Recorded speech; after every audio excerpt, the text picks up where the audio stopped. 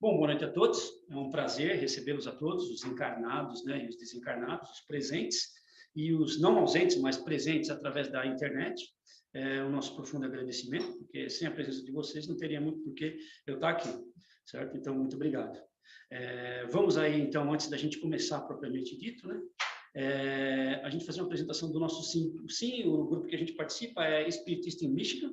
A gente tem como aí o objetivo de divulgar o espiritismo, ciência do espírito, com base nos livros de Kardec e tantos outros que seguem a mesma linha, para a região aqui de Michigan. Oxalá agora, com esse advento da internet, das nossas reuniões aí, estar sendo gravadas, que nós possamos atender o máximo possível, não só em Michigan, mas em todos os lugares. Nós nos reunimos aqui, na Milha 13, no lugar que eles chamam Unity, e todas as quintas-feiras, das 7h30 até as 9h30. Nós temos várias atividades, né? E estamos abertos, se vocês quiserem falar com a gente, participar aqui, é um prazer mesmo recebê-los. Então, antes de eu começar a apresentação, vamos fazer uma prece, né? Vamos trazer aí nossa consciência para esse ambiente, preparado já, antes da gente vir aqui pelos nossos espíritos protetores, guardiões, equipe de higienização e limpeza. Nosso profundo agradecimento a eles, né? Agradecimento aos nossos amparadores espirituais, que sempre conosco. Eu vou pedindo para que vocês vão trazendo essa atenção para dentro de vocês mesmos, né? Para que nós possamos entendermos que nós somos mais do que esse corpo, que nós somos espíritos, né? E nessa vibração de espíritos, elevamos um pouquinho mais a nossa vibração, chegamos junto aos nossos amparadores espirituais, rogando a eles que nos ajudem a manter a nossa vibração ainda mais alta, chegando junto aos nossos coordenadores da casa, todas as equipes de trabalho que nos ajudam, nos protegem, né? E junto com eles vamos aí mentalizando a ideia, a imagem de Jesus, né? O nosso mestre, o nosso amigo, o nosso irmão, e que só através dele podemos chegar ao Pai. Então, através dele, rogamos ao nosso Pai Celestial, Criador de todas as coisas, das coisas que nós conhecemos, das coisas que nós ainda vamos conhecer. Rogamos a Ele que nos dê a sua bênção, para que nós possamos ter uma boa reunião, uma boa palestra, uma boa vibração, né? E que nós possamos sermos felizes junto, que é o que Ele quer de nós. Que assim seja. Bom, então hoje nós vamos fazer aí para vocês algumas reflexões sobre o livro O Ser e a Serenidade, José Herculano Pires. Talvez muitas pessoas não o conheçam, mas ele foi um dos precursores do espiritismo no Brasil, né? Ele é bem do começo do século lá, 1930, 1900. Na realidade, quando ele teve a ideia para começar o livro, foi em 1930, e o livro só foi lançado em 1960. Né? E é um livro pequeno, um livro de 128 páginas, um livrinho que talvez daria para você ler bem rápido, mas o conteúdo dele é tão denso, tão enriquecedor, que eu acho que leva-se um pouco mais do que isso para ler o livro, né? Então, nesse livro, o Herculano cita várias proposições de vários espíritos, né, que encarnaram aí já no nosso período de conhecimento do planeta Terra, né? E todos eles, ele trouxe a visão de cada um deles para suportar o assim chamado, que ele dá o segundo nome do livro, que é o Ensaio de Ontologia Interexistencial. Vocês vejam o que já está vindo pela frente aí, né? Então, eu estava saindo de casa, agora que eu estou vendo minha esposa aqui, eu estava saindo de casa, ela perguntou se eu não ia cortar a barba. Aí eu falei, não tinha tempo. E aí me veio assim agora, né? Como essa palestra vai ser, como que chama? Mais filosófica do que espiritual, né? Eu vim tipo assim, né? Sócrates, né? Gosto muito dele, tenho um certo carisma por ele, então eu vim de Sócrates. Faltam os cachinhos, mas tudo bem, os cachinhos eu tive faz tempo, né? Isso aí. Então, o Herculano, acredito eu, né? Porque eu não li todos os livros de todos aí os arautos do espiritismo. O Chico tem 400, né? Como é que a gente vai poder ler tudo, né? e mais os outros ainda, mas o pouco que eu li sobre Herculano, inclusive ele fez umas traduções, tem alguns livros da codificação espírita que foi ele fez. Então, eu acho que ele é um dos poucos que junta aí o estudo que ele faz baseado numa pesquisa histórica, numa pesquisa científica, numa pesquisa em geral, e junta a mediunidade, porque ele era médico, escreveu, inclusive, alguns livros com o Chico. Né? E nesse estudo, nessa biblioteca que ele criou mesmo, ele traça um caminho lógico aí do espírito em direção ao espiritual, certo? Então, o livro abre como todo livro abre, né? Tem um prefácio, o prefácio é feito pela filha dele, né? Heloísa Pires, e que ela afirma que o pai dela era um homem sereno. Dentre todas as coisas que ela coloca nessa introdução, ela diz que o pai dela era um homem sereno porque ele acreditava que tinha um exército luminoso que velava o homem, né? E ajudava ele assim que ele aceitasse essa ajuda. Me lembra muito, antigamente tinha um comercial da Verizon, que o cara ficava com o telefone na frente assim e tinha aquele monte de gente atrás. Ele acha assim, eu também acredito. Eu acho que o nosso pai dedica toda a ajuda que a gente precisa. A gente só precisa pedir, e quando a gente pedir, a gente precisa aceitar também. Porque não adianta só pedir, daí vem ajuda, essa ajuda eu não quero, né? Porque ele sabe a ajuda que a gente precisa. Então, a Heloísa Pires, a filha dele, que faz esse prefácio, ela já coloca lá de cara, assim, já para dar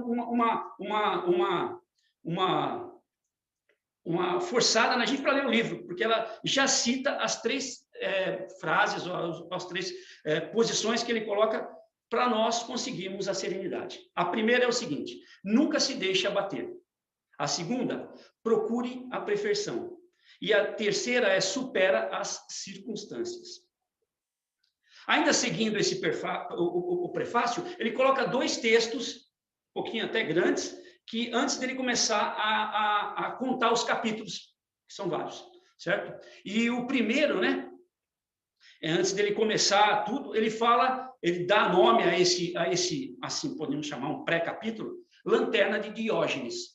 Para quem sabe, Diógenes é aquele cara que andava com uma lanterna, ele era um filósofo grego da época de Alexandre.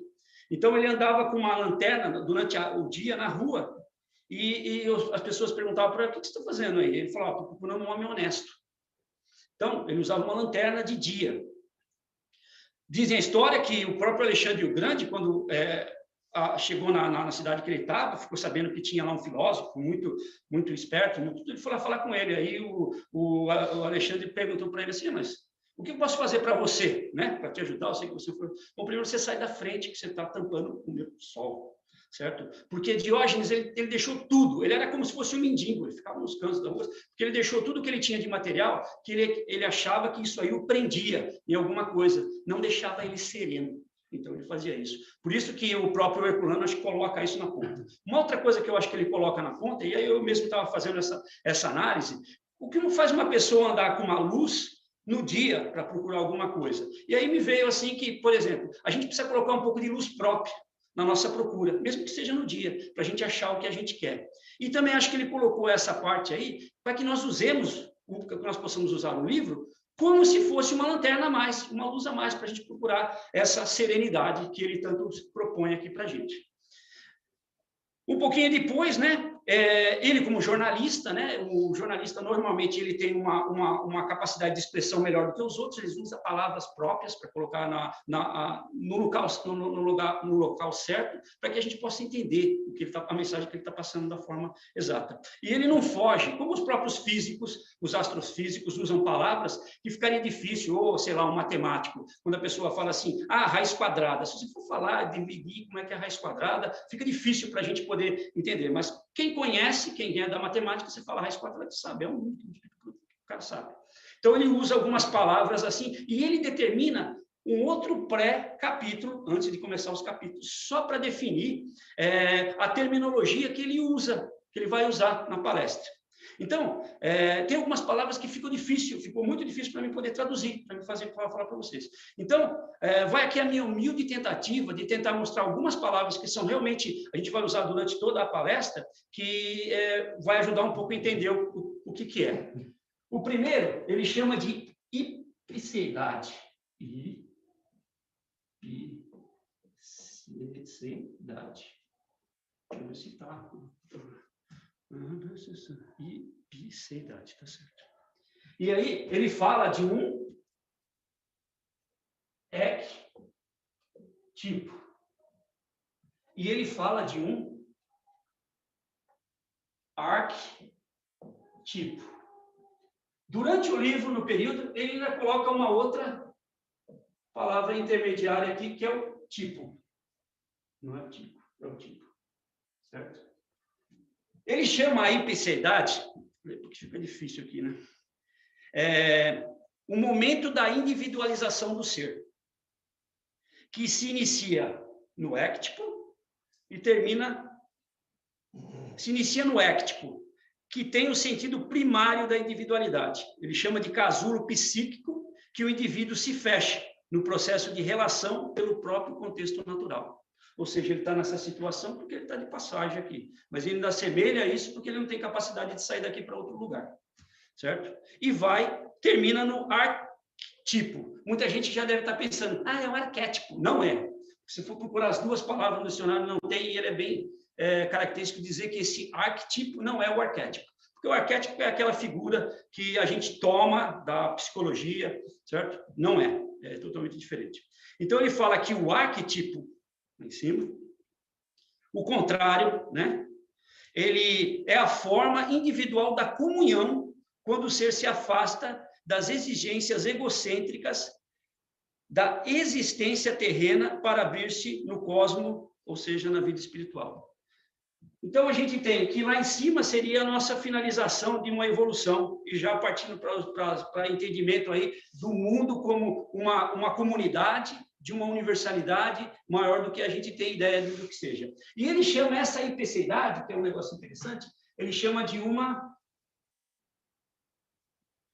aspiral, certo? Para a gente entender o que ele fala nisso aí, esse capítulo daria uma palestra à parte, mas eu vou resumir, porque senão a gente não consegue falar outra coisa. Como é que funciona essa espiral aqui? Vou pegar isso aqui. Todo mundo lembra como é que a gente fazia a área do quadrado? Ou de um polígono quadrado? A gente multiplica esse lado por esse lado, certo? Como é que a gente fazia a área do triângulo? Vamos pensar que o triângulo é mais ou menos desse jeito. É a área, essa lado por esse lado dividido por 2, que é bem isso aqui mesmo, né? Então, é fácil isso aí. Todos os outros polígonos tipo quadrado, as fórmulas são baseadas nisso aqui. Junta um com o outro. Assim. Mas aí, teve um cara que viu que tinha um círculo, aí começou a pegar. Então, para o círculo tem um número mágico, que o cara pega o diâmetro do círculo e divide pelo comprimento. É o comprimento dividido pelo diâmetro. E vai dar esse número que eles chamam de π. Eles assumiram uma letra grega para isso. Que ele não tem final. É 3,1416 e vai embora, que é infinito de números. Ele não tem uma quantidade finita de números depois da casa. Quanto mais preciso a gente mede o diâmetro, mais preciso a gente mede o comprimento, mais resultados vai ter aqui. Agora, se a gente tiver uma curva mais ou menos assim, ó, e a gente quer saber a área, nós marcamos essa área, e a gente quer saber essa área aqui, né? O que a gente faz? Muito simples. O próprio Newton, né? E Leibniz, todos os dois chegaram junto à mesma coisa. Eles falaram da integral. Aí já tem gente que já saiu lá, ó, do negócio, porque vai falar de integral. Certo? Não quer escutar porque faltou na escola e é muito difícil. Na realidade, esse integral aqui é um S grandão, que vai daqui, ó, até aqui. Então, é a soma de A até B da área que está debaixo disso aqui. Eles chamam para a gente entender isso, a gente precisa definir essa função. Então, eles chamam que essa reta aqui pode chamar de F, a função. Então, vai ser a integral da função e eles chamam de D. Esse D aqui, a gente vai pegar um pedaço aqui. Como isso aqui é uma somatória, na realidade ele divide isso aqui em pedacinhos mínimos, os mais pequenos possíveis, e depois soma tudo. Por quê? Porque aqui tem uma curvinha. Se eu for aumentar isso aqui, bem aumentado, eu vou ter esse pedaço aqui, que é esse pedacinho fino que eu fiz aqui, e aqui eu vou ter uma curvinha subindo assim, ó. A ideia é que eu pegue isso aqui tão fino que essa curva vire uma reta. Como é que eles fazem isso? Se o ponto é esse, eles pegam e traçam uma reta aqui, ó, que é tangente, certo? O que acontece é que nesse ponto, onde a reta é tangente, vai aparecer bem aqui nesse pequenininho aqui, assim, ó, vai aparecer um negócio assim, ó. Aí eu calculo a área do triângulozinho aqui, ó, e calculo a área do resto, somo tudo e tenho da área. Tudo bem que a gente usa umas fórmulas, não é tão fácil assim, mas é isso aqui que ele quer dizer. Quando a gente tem uma curva para cima, assim, ó, e o ponto que a gente quer é esse aqui, a gente tem aqui um ângulo positivo, certo? Quando a gente tem uma descida da curva assim, eu quero pegar isso aqui, ó, aí eu vou ter um ângulo que vai ser negativo, certo? Beleza. Na espiral da ipsidade, por que eu falei tudo isso aqui? O cara está enrolando a gente tudo, né? Mas isso aqui é um modo de eu mostrar para vocês que na espiral da ipsidade, de acordo com o Herculano, não existe esse ângulo negativo. Isso aqui é só uma ascensão. Então, é tudo para cima, certo? Eles vão ser sempre positivos. Então, uma vez que o ser entrou na espiral da ipsidade, não tem volta. Entendeu? É só ladeira acima ou abaixo, ou seja lá qual que é o espaço dessa espiral, certo? Então, cadê aqui? Nós falamos vista, capacidade e epicidade. Legal. Bom, então, beleza. Vamos lá, então.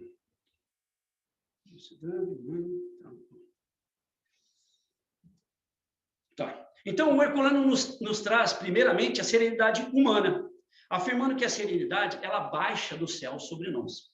Ela está assim em todos os lugares, né? Ela está numa rosa, ela está num vento que sopra sereno, ela está quando você olha um vale, aquele vale agradável, ou quando você está numa própria cidade, que você vê aquelas casinhas todas arrumadas, você sente aquela serenidade. Mas ela também se encontra no girar dos sóis no nosso universo. No núcleo dos sóis, quando a gente transforma o hidrogênio em hélio, em explosões atômicas, umas violentas, existe uma serenidade lá também. Da mesma forma que existe serenidade no elétron em volta no espaço atômico, numa velocidade incrível que a gente nem consegue medir. Existe uma serenidade lá.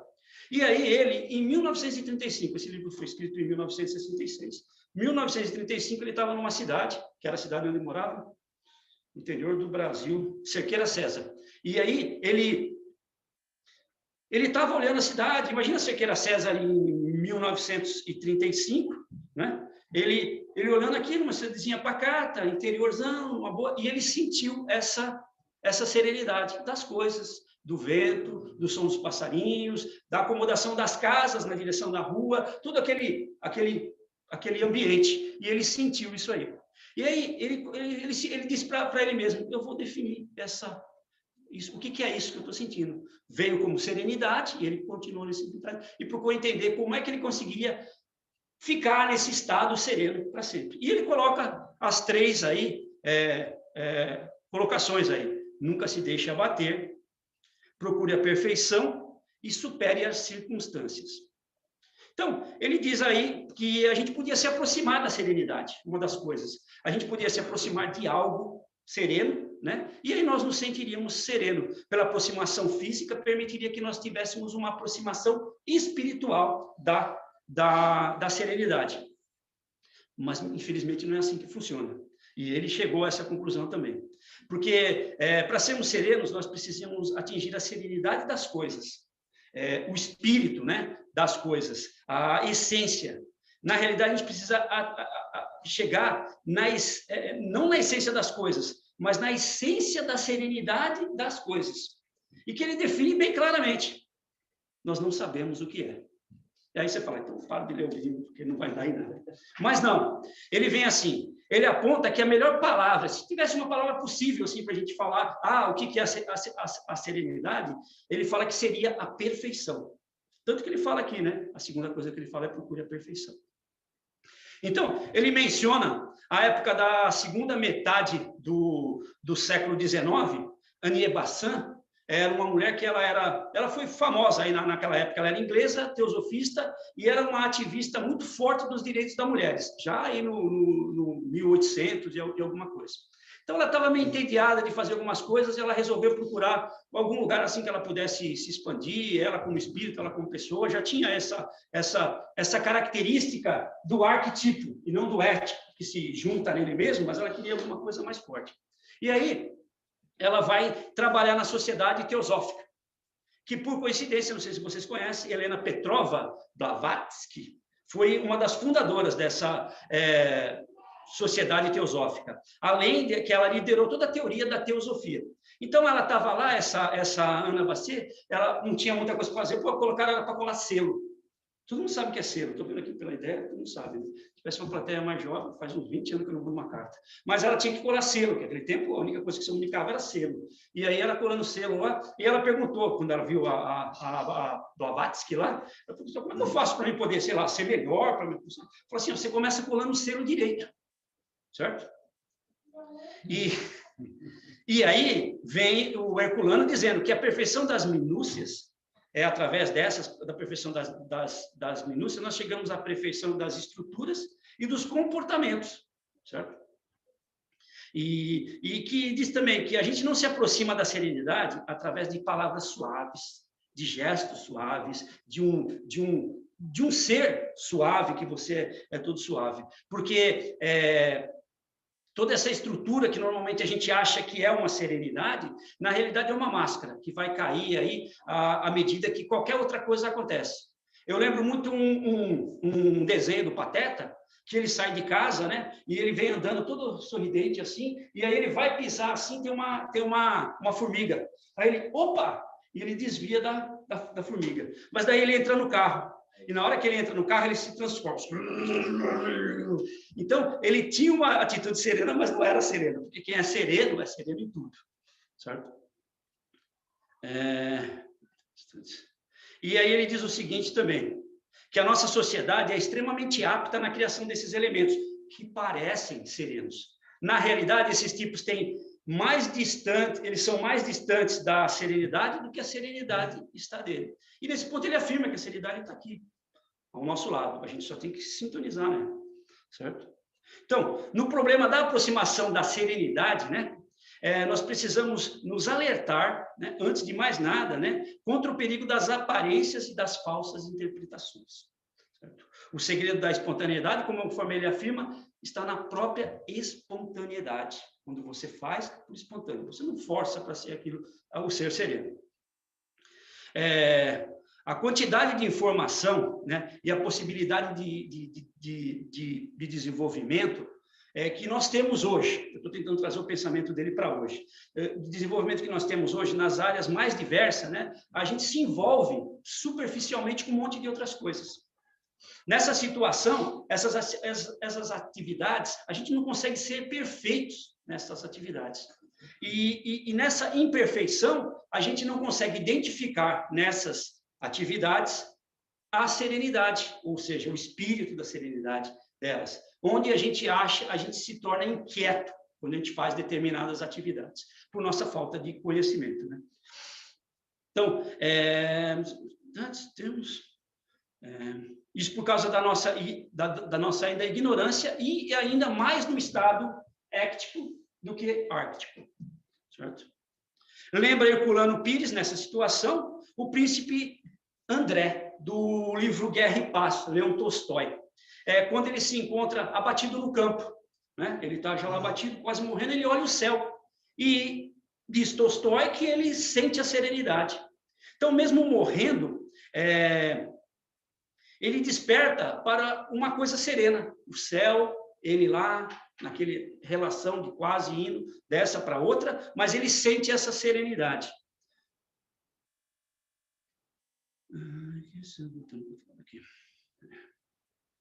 E com isso, o Herculano, ele diz o seguinte, que ele cai do éctipo material para o arquétipo espiritual, numa evolução.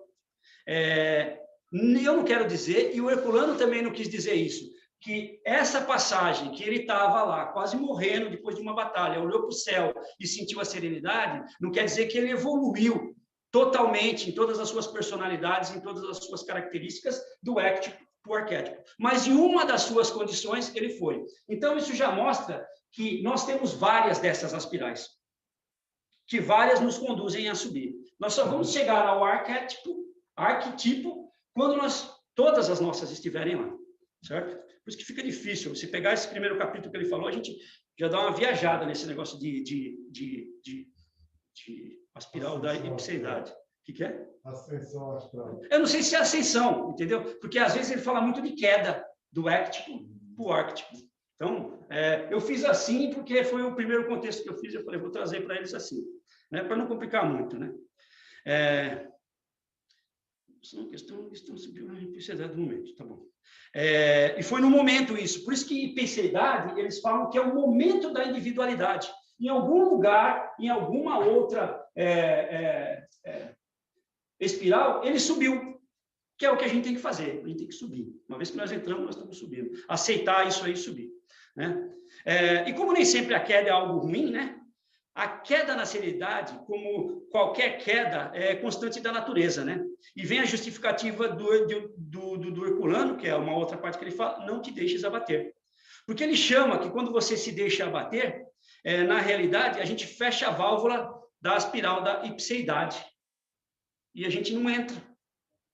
Não quer dizer que a gente não está lá, mas estamos em outras, não estamos em todas. Todas as vezes que a gente fechar, que a gente se deixar abater por qualquer razão, numa tristeza, numa falta de dinheiro, numa incompreensão, numa agitação, a gente fecha essa porta para a intensidade e a gente não evolui nesse quesito, nessa coisa que foi dado para a gente aprender, certo? Porque deixa-se fechar a porta e a válvula da espiral, tudo bem. Então, o indivíduo permanece como um indivíduo, ou seja, no torvelinho da precipitação humana, o éctico, certo? Então, e a queda, ela só tem uma condição de escape, ou uma condição de ascensão, quando ela é baseada na serenidade, quando ela é serena. E aí nós subimos, certo?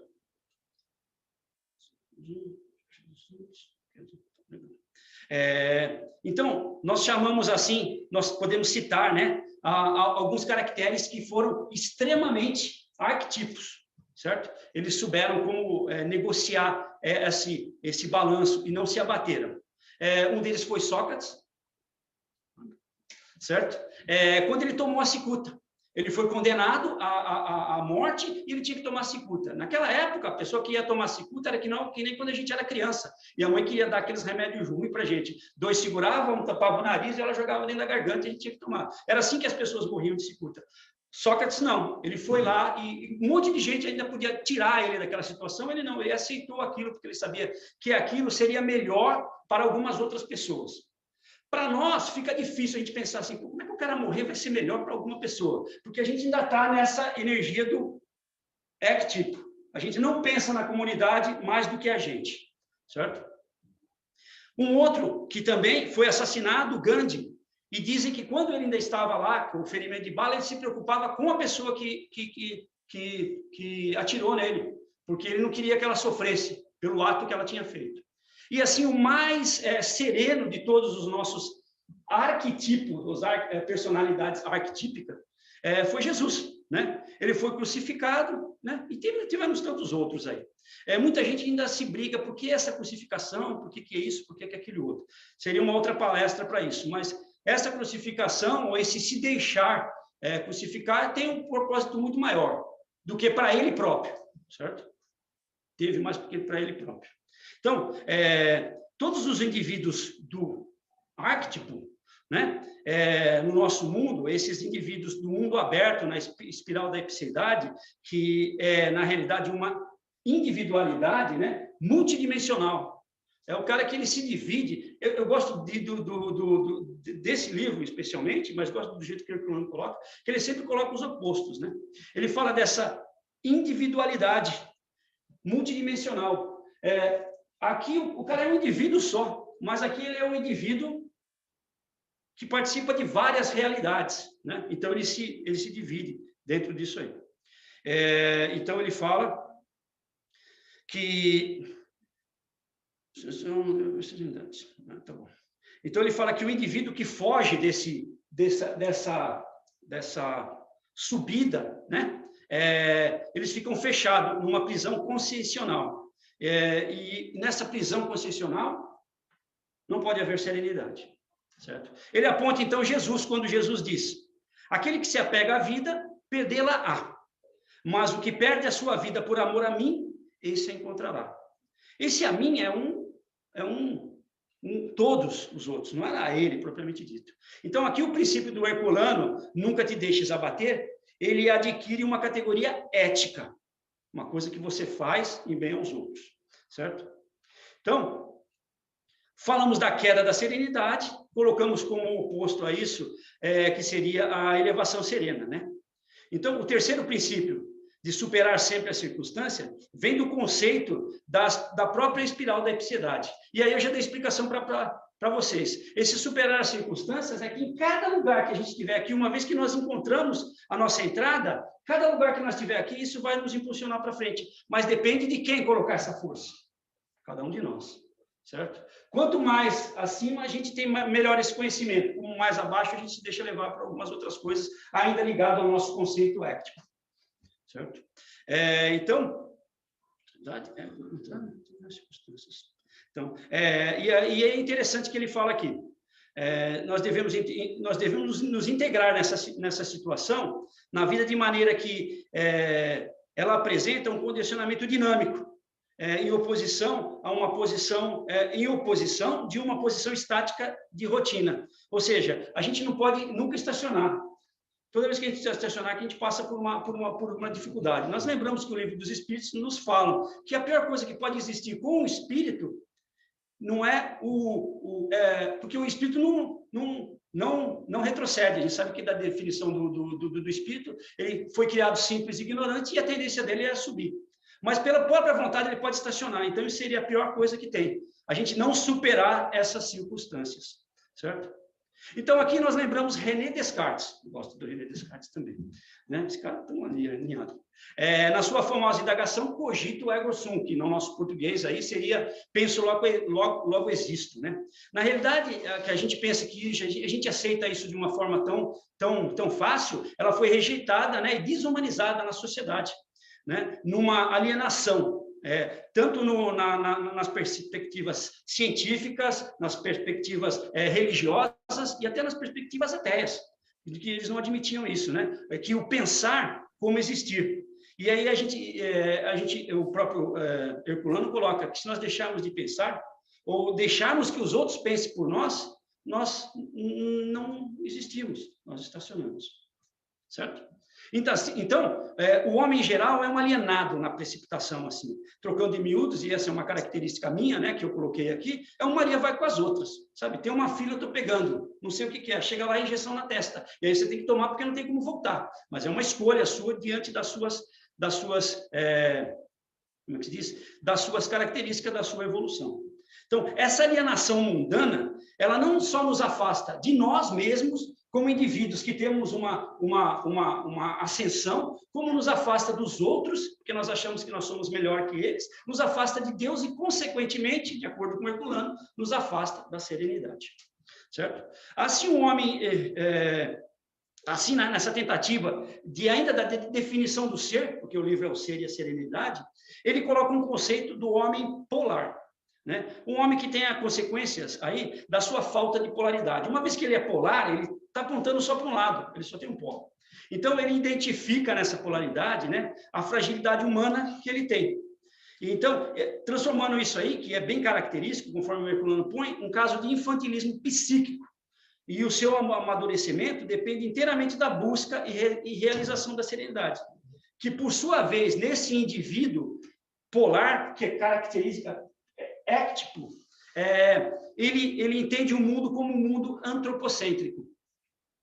Herculano dá 3 definições de mundo, que ele pega de outros filósofos, né? Ele fala do mundo pequeno, que é o mundo que a gente vive, é o meu mundo de relação no meu serviço, é onde eu saio para comprar alguma coisa, a minha família, a nossa reunião aqui, mais algumas coisas. Esse seria o meu mundo pequeno. Ele fala do mundo, que o mundo é o nosso planeta, com todos os sistemas que eles existem. É quase impossível nós, com a nossa consciência, com o nosso cérebro, ter toda a informação que acontece no mundo. Então, esse é o mundo. E tem o vasto mundo. O vasto mundo seria o que a gente conhece, além do nosso planeta. O universo, para as pessoas que têm um pouco mais aí de estudo, de abordagem, a possibilidade dos multiversos, a possibilidade do mundo espírito, a possibilidade de várias outras coisas. Então, esse seria o vasto mundo. Mas o vasto mundo, na concepção do ético, a ligação que ele faz com o vasto mundo, é o mundo antropocêntrico, que, na realidade, é o mundo onde o homem é o centro do universo. Esse ser ético, ele acha que tudo isso aqui, milhões e milhões de sóis na nossa galáxia, milhões e milhões de galáxias, foi feito para mim, só para mim. Então, esse é o conceito que o ético pensa. E continuando, ainda na tentativa aí da definição do ser, o Herculano coloca um segundo conceito, o homem multipolar, que não é o que tem só uma ponta, ele tem vários lugares que ele pode se expandir dentro do conhecimento. O homem polaridade, né? Esse, por sua vez, acontece na subida da ipseidade. Quando a gente começa a entender que existe uma subida e nós estamos nela, o éctipo, ele amadurece para o altruísmo, avançando na direção do seu destino humano, que é ser espírito. Então, essa polaridade é responsável pelo desenvolvimento irreversível do homem e de todos os seres que estão nessa individualidade. Então, necessariamente, esse tipo de ipseidade acontece em todos os nossos níveis de vida. Já dizia Emmanuel que nós saímos do átomo, vamos chegar aos anjos. Temos aí o Origem das Espécies, de Darwin, que nós evoluímos, somos evoluídos aí nesse tipo de uma sequência de melhora contínua, né? Então, o homem da polaridade, ele equilibra as tensões necessárias de maneira que as exigências da mundanidade que está sujeito não sejam prejudicadas, nem por ele e nem para as pessoas, ele não seja prejudicado e nem as pessoas que ele tem, porque o conceito arquétipo é um conceito de união, de ajuda, né? Um conceito elevado. Então, esse equilíbrio é o que permite ao ser arquétipo uma vida serena, consequentemente, uma morte serena, né? Ainda nessa interpretação do ser, o Herculano traz a analítica da vida, onde ele aponta, né, que as definições fisiológicas, religiosas, mesmo científicas, não atingem a vida propriamente dito. Ela atinge apenas a concepção dela, dentro da nossa ipseidade. Conforme nós estamos aqui, nós temos esse conhecimento da vida. Porque antes da gente entrar nesse conhecimento, fica difícil para a gente, porque a gente é meio instintivo. É mais a matéria, a gente responde só pelos nossos instintos, certo? Então, tomando a vida como ato de viver, né? Mas o ato de viver a nossa vida em relação a todas as outras vidas vividas ao nosso redor, né? Num tempo e espaço, né? Dentro do conceito, né? Que esse tempo e espaço tem para cada um de nós, né? Individualmente. Então, recentemente, estudando o Livro dos Espíritos, a gente pode falar recentemente, porque tudo que aconteceu recentemente aconteceu há 2 anos atrás, né? Foi antes da pandemia. Então, foi bem antes da pandemia. Eu, estudando o Livro dos Espíritos, para mim mesmo, eu cheguei a uma conclusão de que o espírito evoluído, que Kardec fala, e os Espíritos respondem, pergunta 100 a 113, que fala que o espírito evoluído já sabe tudo. Como é que é ser esse cara, né? E aí eu cheguei a algumas conclusões. O espírito evoluído é o espírito que sabe que é espírito. Entendeu? Todo espírita, eu sei que eu sou espírito. Aí você pergunta para ele, o que é espírito? É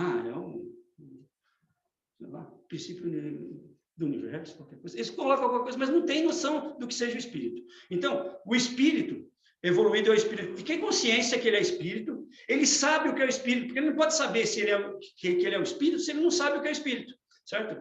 Sabendo que ele é espírito, ele sabe de todas as capacidades do espírito e usa todas essas capacidades do espírito para ser espírito. Porque o espírito, na sua essência, ele é a reflexão de Deus. E a gente sabe que nem tem ideia do que seja Deus ainda. Então, mas é isso aí. Essa analítica da vida, a gente vai tendo uma melhor interpretação dela conforme nós subimos a epseidade. Então, aqui nós podemos abrir as nossas mentes, um parâmetro aí para a gente ter, para a gente fazer um testemunho básico aí de como foi a vida de Jesus quando ele estava entre nós, né? Ele era um ser arquétipo, sem dúvida nenhuma, certo? Domínio de todas essas coisas. Ele era um conhecedor do certo, né? Vinha da linhagem angélica, não da linhagem angélica porque ele veio de algum anjo, mas porque ele chegou a esse degrau angélico, né? E aí, sobre uma preparação que algumas pessoas até dizem que foram centenas de anos, o último livro que eu li aí, não vou dar spoiler, vão ter que ler, falou que ele se preparou por 1000 anos para ele poder vir para a Terra. Não então, então, a gente pode imaginar assim, para quem tem ideia do de que quando um espírito evolui, ele diminui a sua densidade.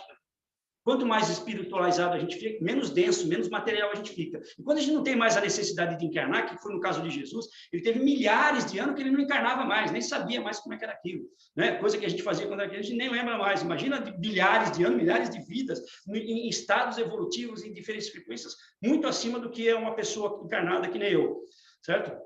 Então, depois dessa preparação tudo, a sua expansão espiritual era enorme, e eles tiveram que condensar isso aí, por isso que ele levou esse tempo todo para poder...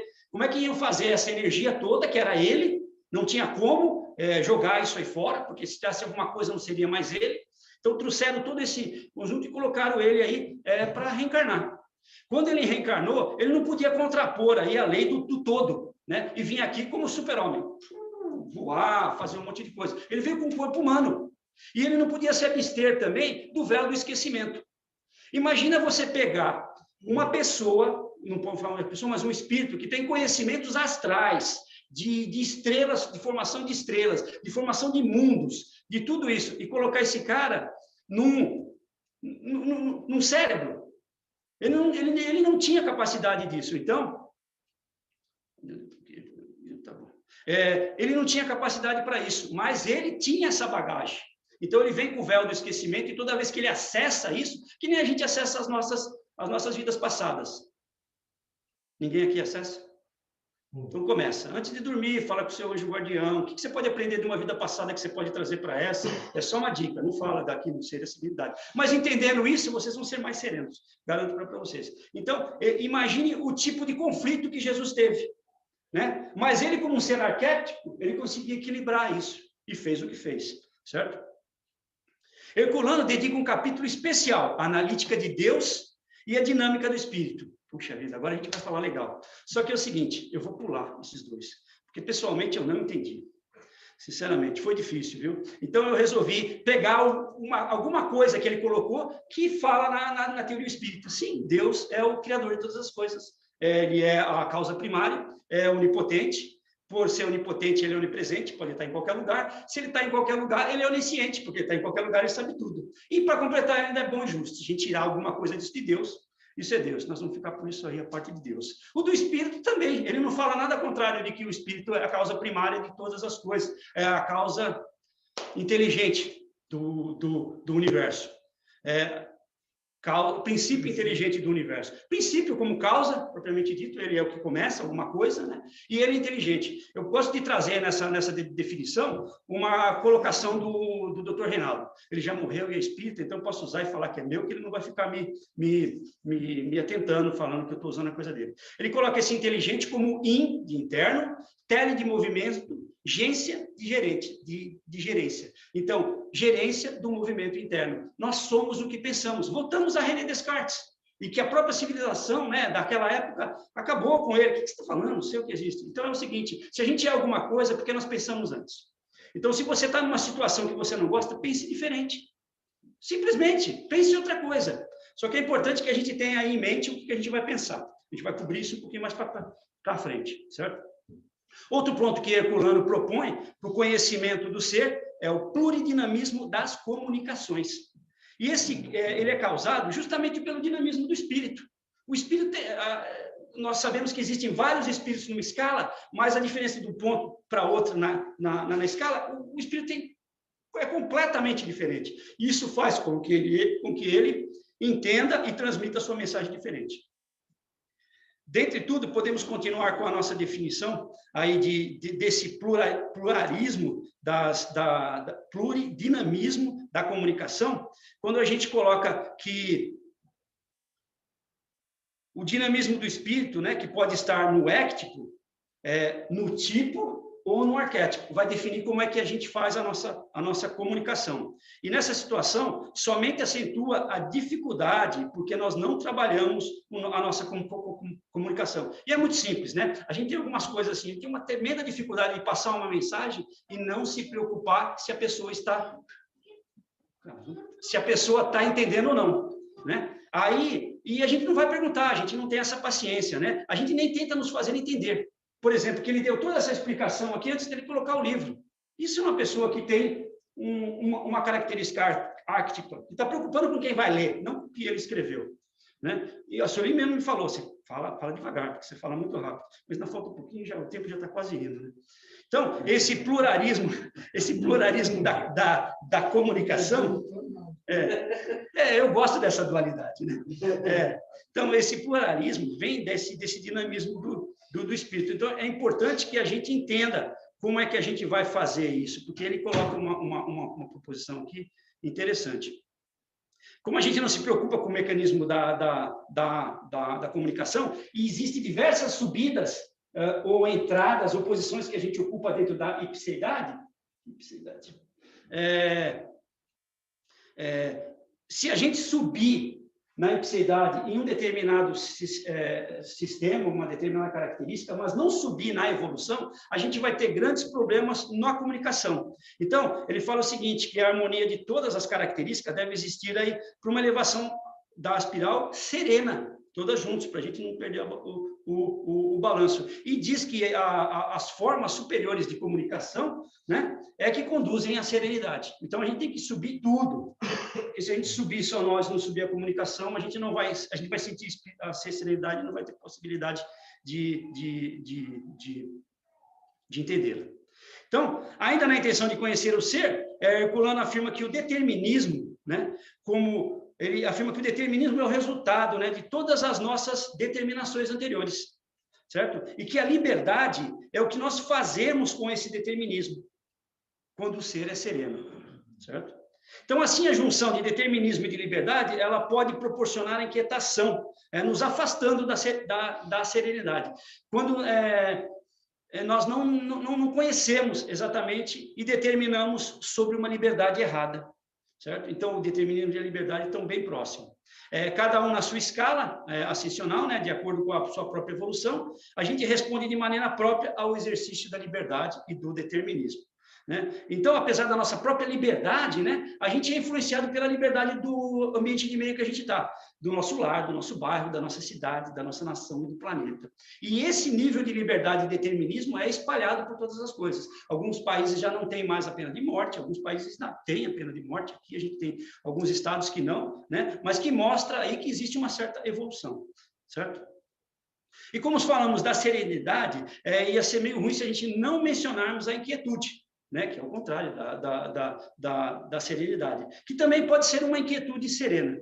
Então, mas a maioria das vezes, né, no nosso imediatismo, né, que aí entra os interesses materiais, o jogo do orgulho, do egoísmo, e caracteriza isso no nosso infantilismo psíquico, que ele já falou antes, que é o éctico, certo? Então, por outro lado, um exame sereno do arquétipo lá, ele nos leva a concluir que a serenidade, ele não exclui a inquietação. Ela está no nosso coração, dentro de nós, no nosso espírito, de uma forma serena, né? Então, a serenidade e a inquietação são dois polos do mesmo processo. E aqui a gente lembra os conceitos herméticos de polaridade. Como é que você sai de uma situação que ele fala que o arquétipo ele tem a capacidade de equilíbrio? É que ele identifica a frequência, a vibração que ele está recebendo. Se eu tenho uma frequência de fome, não adianta eu rezar. Talvez abaixe minha fome um pouco mais, mas eu preciso comer. Eu preciso ir para a vibração de me alimentar. Se eu tenho uma vibração de dúvida, eu não posso entrar numa vibração de amor. Eu tenho que entrar numa vibração de esclarecimento. Se eu tenho raiva, estou sentindo raiva, eu tenho que entrar numa vibração de amor. Então, não adianta eu brigar com polaridades diferentes, certo? Por isso que ele coloca essa proposta da gente saber qual que é a sensação que nós temos, como é que a gente vai repercutir essa para a gente para nós se balancear, certo? Então, ele diz que o ético, ele não tem dúvida, porque a posição dele é sobre o impulso, é bem instintivo, certo?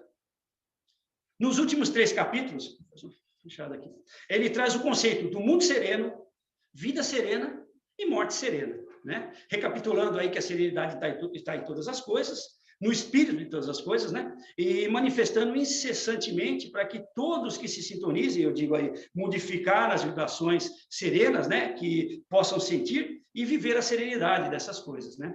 Então, só quando nós propusermos a nossa real proposta, né? De ser espíritos, né? Na evolução espiritual, em um mundo material, como é que você vai ser espiritual no mundo material, né? Bem antagônico, né? Nós encontramos o caminho da serenidade, aceitar essa ideia de que nós somos materiais, mas que nós vamos para o Ártico, né? Nós, né, infelizmente ou felizmente, eu não sei, né, na nossa infantilidade, digo isso porque nós estamos mais no começo da escala espiritual do que no final da nossa evolução, nós podemos entender alguma coisa por comparação. Uma dor, ela é mais forte ou mais fraca de uma dor que nós já tivemos, né? Uma emoção, ela é desse jeito, não tem outro jeito de ser isso aí. Então, ela vai ser de maior ou menor intensidade, de acordo com os nossos experimentos, né? E isso define o que nós não podemos dizer, isso, de a gente sentir uma coisa ou outra, de não saber se é muito ou se é pouca, isso não pode caracterizar a gente como se a gente estivesse no Ártico ou no Ártico, certo? A gente vai entender bem quando a gente estiver lá, e essa outra emanagem da onde a gente saiu, certo? Na realidade, hoje em dia, nós não prejudicamos as pessoas como nós prejudicamos antigamente. Eu costumo dizer, quem foi encarnado em 5 encarnações atrás, ou era escravo, ou era religionário que matava as pessoas, ou era rei que não queria nem saber das outras pessoas. Então, não tivemos muita saída, não. A gente tem muita coisa a fazer aí, mas a gente também não faz mais isso. Hoje, a gente já tem uma outra postura. Então, nós podemos classificar aí o ético e o tipo num plano social, certo? Mas não podemos fazer o mesmo com o ártico, que, na verdade, ele é uma condição interior do homem, né? É uma manifestação. E, finalmente, nós já estamos indo aqui para os parágrafos finais. Lembrando que, conforme o Evangelho segundo o Espiritismo nos fala, lembrando, né, que na origem do homem ele só tinha instintos, daí mais avançado e corrompido ele passou a ter sensações, quando instruído e depurado ele tem sentimentos. E o amor, né, aquele amor de Jesus, o amor ágape, né, que é o amor que transforma em ação de caridade ao próximo, é o mais sublime sentimento, o único que nos aproxima da serenidade humana, certo? Herculano cita aí o mandamento espíritico, né? Ele chama de mandamento espíritico, né? Amai-vos e instruí-vos, como um processo de equilíbrio que consegue a libertação do ser na direção do ártico, certo? Amar para saber e saber para amar. É a fórmula da serenidade que ele propõe. E só por ela atingimos a vida serena. E complementa que o amor é a consciência do saber, da mesma forma que o saber é o instrumento do amor. Então, a realização do homem sereno é, portanto, a sua própria realização humana, sendo o ser que contribuiu para a realização humana um ser sereno. Esse terá uma vida serena, possibilitando-lhe, independentemente de qualquer crença reencarnacionista, ele vai ter uma morte serena. Terminando, né? Não sei se vocês notaram, né? Todo o conteúdo que eu falei da palestra são de pessoas encarnadas, é do ser humano aqui encarnado, né? E eu fiz questão de direcionar para isso aí, né? Mas Herculano aponta as 2 existências no livro, já deixa. O espiritual e o material, no que ele chama de um conceito palegenésico, né? De reencarnação, essas coisas todas. Então, mas eu puxei para esse lado da materialidade para o que está mais perto da gente, porque a gente tem essa especialidade mesmo na materialidade, certo? E aí que isso fique como um convite, né? Aos que estão vendo, aos que são espíritas, aos que não são, aos que têm essa proposta de procurar, né, a serenidade, leia o livro, escute a palestra algumas vezes a mais. É isso aí, porque já deu tempo. Muito obrigado.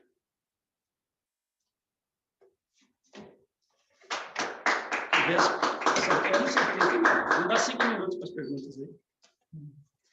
Estou com a cola aqui embaixo. Estou com a cola aqui. Leia um livro. Fantástico.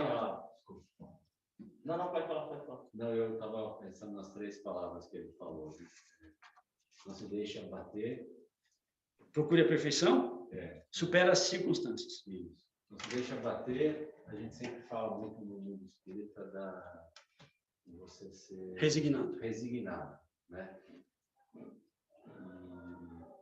Busca a perfeição tem que ser hoje melhor que você foi ontem e amanhã melhor que você é hoje, né? Reforma íntima.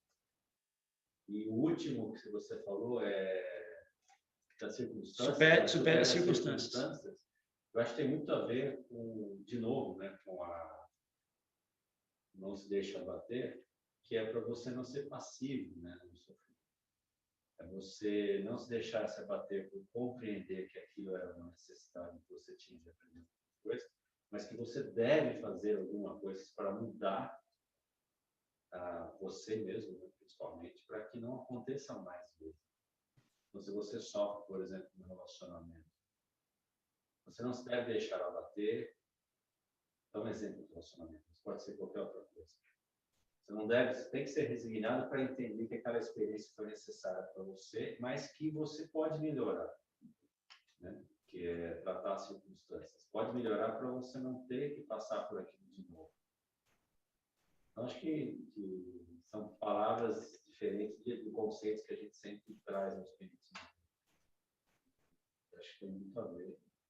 Gostei da palavra. Só que as palavras são realmente difíceis. Não, eu não sei o que significa. Arte seria o quê? É um acima. O arque é normalmente alguma coisa acima. Eu nem falo para você, cara. Se você pegar para ler, então, teve 2 capítulos que eu simplesmente eu não consegui entender para eu poder passar. Ainda bem que é Deus e... Então, eu não tenho nenhum comentário inteligente sobre o assunto, que é complexo mesmo. Mas é engraçado, você pegar seus livros desses na prateleira. Como que é o nome do livro? O Ser e a Serenidade. O Ser e a Serenidade. Você começa a ler, dá esse treco aí, você fala, mas o que é isso? Eu estou transtornado. Mas se você ler o subtítulo, Ensaio de Ontologia Interexistencial. Aí você já não compra o livro. Na realidade, eu via uma palestra desse cara há muito tempo atrás, não a palestra dele, mas uma palestra sobre o livro agora esqueci o nome dele, é um espírita também famoso aí. Agora não, é um velhinho já, eu acho que ele até já foi dessa melhor. Magrinho, assim, Spinelli, não vou lembrar, depois eu lembro. Mas foi fantástica, eu adorei. Mas ele colocou de um jeito assim tão legal, tão macio, né? Eu já fiz uma palestra dessa antes, eu lembro que eu fiz bem a palestra, né? Mas essa vez aqui foi realmente difícil. Eu aconselho a leitura aí, com o tempo. Que é O Ivo, diga. Eu queria fazer uma pergunta. Você não... Ou, se você discorda, por favor, diga, mas da maneira que eu vejo, a ipseidade, ela se assemelha muito à consciência humana. Onde o éctipo e o arquetipo e o tipo são níveis de consciência. Eu concordo, e não discordar, né? Hoje eu estou sereno, né? Mas é o seguinte, ela não pode ser só da humana. Pode ser, tá certo. É a mesma coisa que você fala assim, Shakespeare escreveu vários romances aí e tal, várias peças, tudo. E Hamlet é uma parte de Shakespeare, certo? Foi criado por Shakespeare. Quando você pega Hamlet e você fala assim, Hamlet não é Shakespeare. E nem todos os personagens, todas as histórias de Shakespeare, Julieta, não são Shakespeare. Shakespeare é mais que isso. Então, a ipseidade também é a evolução consciencial. Pode ser. mas é tantas outras coisas também. Aconselho a lida do 2º capítulo aqui, que não é capítulo, né? Ele coloca exatamente, eu vou colocar como ele chama o capítulo aqui. No tema de Diógenes, ele colocou um negócio. Questões de terminologia. Isso aqui dava uma outra palestra. Só para você antes de você ler. Metade só de termo. Dicionário, dicionário para ler. Quem faz isso é o Valgueiro. Começa lendo com explicação. Terminologia. Todos os termos que ele vai usar, ele significa. Fica difícil você colocar isso aqui numa palavra. Epicidade não é uma palavra, né? Ele colocou. Ele inventou essa palavra? Eu procurei. Epicidade, esse aqui não existe. Éctico e nem o ártico não existe. Pelo menos no dicionário que eu procurei. Eu não tenho nenhum dicionário de papel em casa, em português. Ele para criar um conceito que ele ia falar. O ar que a gente sabe, já que o ar é de alguma coisa alta, né? E o EC é de baixo. E o tipo seria o tipo, né? Que você. Mas, sim. Concordo com você. Você falou do ultramundo, né? O vasto mundo. Mundo pequeno, o mundo e o vasto mundo. E aí você colocou isso como sendo visões individuais ou específicas. Não é dele, é de alguns outros, de alguns outros. Ele não fala de muita gente aqui, não. Ele fala de Pitágoras, de Heidegger, de Sócrates, de Descartes, de Gandhi, René Descartes, Claude Bernard, Rainer Maria, Demócrito, Leócrito, Epículo, Pitágoras, Windermann, Wendell Carrington, Verácito, e mais uns outros 10 aqui. Então, quando ele começa a falar, fica difícil de você falar o que ele está falando do cara, porque você não sabe de que ano que o cara é. Pré-socrático, depois, atual. Então, eu tinha que ir lá procurar para ver qual era o conceito que ele deu. Esse conceito de 3 mundos, ele tirou de alguns desses caras que tinham o mesmo conceito. Né? O vasto mundo, que é tudo que existe, do nosso conhecimento que a gente consegue abranjar, do mundo, que é o nosso planeta, e do pequeno mundo, que é o nosso meio de vida. O cara que é carpinado. O que é? Hoje a gente chama de bolha. A nossa bolha. Você falou até que o mundo pequeno é a visão antropomórfica. Não. O éctico, ele tem uma ligação com o mundo, o vasto mundo, como se fosse egocêntrico. O mundo não é egocêntrico. É egocêntrico, que é o homem, né? Ele se vê no centro do universo. Ele se vê no centro do universo. O éctico, ele vê o mundo, o vasto mundo, como se fosse ele, é para ele. Opa, agora eu vou para Marte, entendeu? Eu quero ir para Marte, porque Marte é onde é o bom, eu vou para lá. Entendeu? É para mim que está aquilo lá. Esse conceito se aproxima muito do que ele falou da medida de consciência, do tipo, pessoa mais o ego ali, né? E lá em cima o self. Né? Tem outra escola.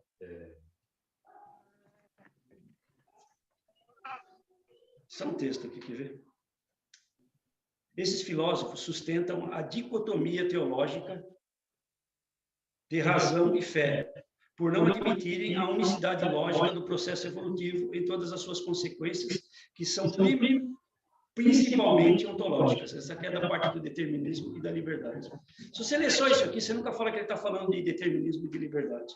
E isso ele está colocando depois que um monte de filósofo colocou. Ele trouxe a ideia dos caras aqui e coordenou nesse tipo de coisa. E ainda falei para vocês, eu só falei do ser encarnado, mas ele abrange a hoste espiritual, que aí o negócio começa a ficar complicação. Como é que você se entende lá e como é que você se entende aqui? Certo? Tentei trazer o exemplo de Jesus lá, que nem está aqui, né? Para a gente ver como é que é o espiritual aqui, então a gente pode fazer a versão. Como é que é o material quando vai lá para o mundo espiritual? Para nós isso é tremendamente importante. Isso se existia aqui lá. Certo? Por isso que os dinossauros caíram da borda da Terra plana.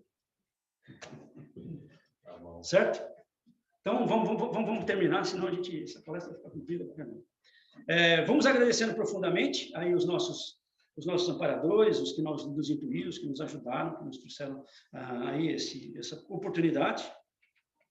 de ouvirmos, de falarmos, de refletirmos, e que essas palavras aí, na forma de energia, estejam conosco, que nos favoreçam da melhor forma possível, de forma que nós possamos aí subir a nossa própria epicidade do éctico para o nosso arquétipo, para que nós possamos aí sermos felizes e sermos felizes serenos. Que Deus nos abençoe e que nós possamos ficar na paz do Mestre. Que assim seja.